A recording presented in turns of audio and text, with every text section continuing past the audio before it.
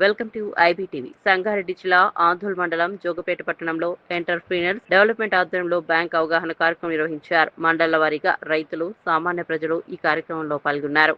ఈ సందర్భంగా డీఐసీ మేనేజర్ లక్ష్మణ్ మాట్లాడుతూ, కేంద్ర ప్రభుత్వ సబ్సిడీ పథకాల ద్వారా ₹1,00,000 నుండి 50 లక్షల వరకు లోన్లు పొందవచ్చని చెప్పారు. తీసుకున్న రుణాలను సకాలంలో ఎలా చెల్లించాలి, వ్యాపారాలను ఎలా అభివృద్ధి చేసుకోవాలి అనే అంశాలపై వివరించారు.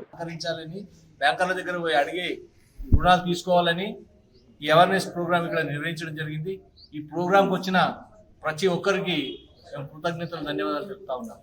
బ్యాంకర్ ఇప్పుడు పిఎం విశ్వకర్మ ఎంతమంది అప్లై చేసుకున్నారు?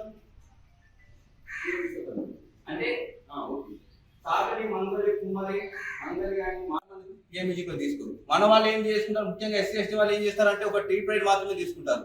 అదే పిఎంఈజీపీలో ఈ ప్రధానమంత్రి రూరల్ ఎంప్లాయ్మెంట్ గ్రాంట్ స్కీమ్ లో 35% వస్తుంది. ఈ 35% అనేది గవర్నమెంట్ ప్రతి సంవత్సరం విడతల వారిగా గవర్నమెంట్ రిలీజ్ చేయడం జరుగుతుంది సబ్సిడీ. కానీ ఈ టీ ప్రైడ్ మాత్రం ఇప్పుడు 2026 కదా, ఇప్పటికీ 2020 నడుస్తుంది సబ్సిడీ, 2020 నడుస్తుంది. కానీ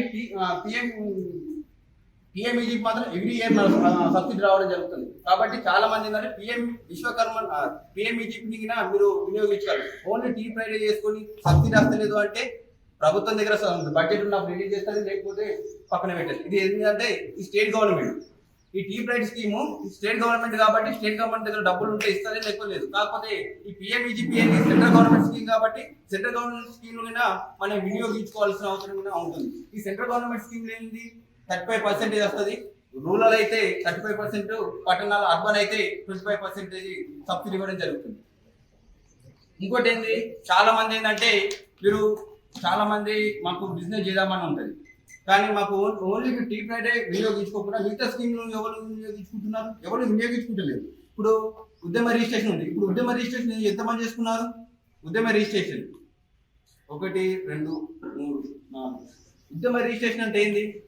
ఒక మనిషికి ఒక ఆధార్ కార్డు. ఇప్పుడు నేను లక్ష్మణ్ నేను ఒక మేనేజర్ని. ఇప్పుడు ఫలానా నా ఊరు ఏదంటే ఫలానా లక్ష్మణ్ అంటే మన్సన్పల్లి అంటారు కాబట్టి ఒక ఐడెంటిఫై అయ్యేది ఆధార్ కార్డు. కానీ ఒక బిజినెస్ చేద్దాం అనుకున్నప్పుడు, నువ్వు ఒక ఎంటర్‌ప్రెన్యూర్ అయిద్దాం అనుకున్నప్పుడు నీకు ఉద్యమ రిజిస్ట్రేషన్ అనేది కంపల్సరీ. నీకు ఉద్యమ రిజిస్ట్రేషన్ లేకుండా నీకు ఏ బ్యాంక్ లోన్ ఇవ్వదు. నీకు ఉద్యమ రిజిస్ట్రేషన్ చేసుకోకుండా నువ్వు ఏ స్కీమ్ నువ్వు అప్లికేషన్కి నువ్వు నాట్ ఎలిజిబుల్ అవుతుంది. కాబట్టి మేమే ఫ్రీగా ఉద్యమ రిజిస్ట్రేషన్ చేస్తున్నాం. ఇప్పుడు నేను బిజినెస్ స్టార్ట్ చేద్దాం అనుకున్నప్పుడు మాత్రం ప్రతి ఒక్కరు ఉద్యమ రిజిస్ట్రేషన్ చేసుకోవాలి. బయట నీకు 300-400 ఉద్యమ రిజిస్ట్రేషన్ చేస్తారు.